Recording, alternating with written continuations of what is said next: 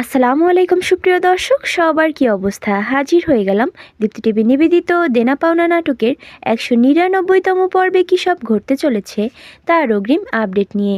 এই পর্বটি কেউ মিস করবেন না, কারণ এই পর্বে আপনারা দেখতে পারবেন পারির ননদ সারাকে দেখা যাবে সে সৌরভ ও পারির কথাবার্তা শুনে তাদের নিয়ে একটা খারাপ ধারণা সৃষ্টি করে ফেলবে। সে মনে করবে যে পারির সাথে হয়তো সৌরভের কোনো একটা প্রেমের সম্পর্ক আছে।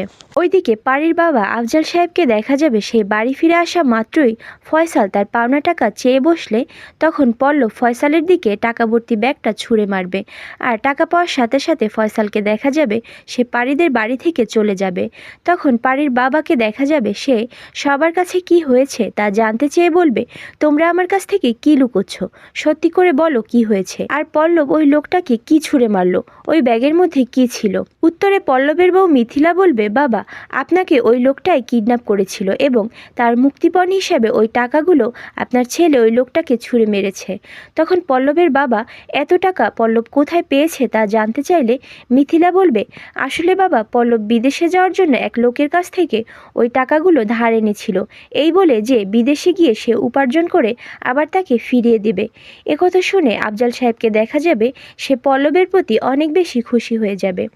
আর অন্যদিকে আপনারা দেখতে পারবেন ইরফানকে দেখা যাবে সে এবার ডক্টর সাহেবের কথা শুনে অনেক বেশি রেগে যাবে। সে রিয়ার বাবাকে বলবে, আঙ্কেল আপনি শুধু রিয়ার দিকটাই ভাবছেন, একটা বারও আমার দিকটা ভাবছেন না।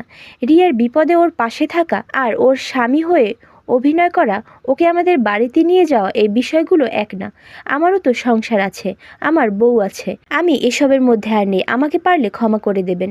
এই বলে ইরফানকে দেখা যাবে সে রিয়াদের বাড়ি থেকে চলে যাবে। আর এছাড়াও থাকছে আশ্চর্য সকল ঘটনা। সুতরাং সবাইকে দেনা পাওনা নাটকের আগামী পর্ব দেখার আমন্ত্রণ রইল। ধন্যবাদ।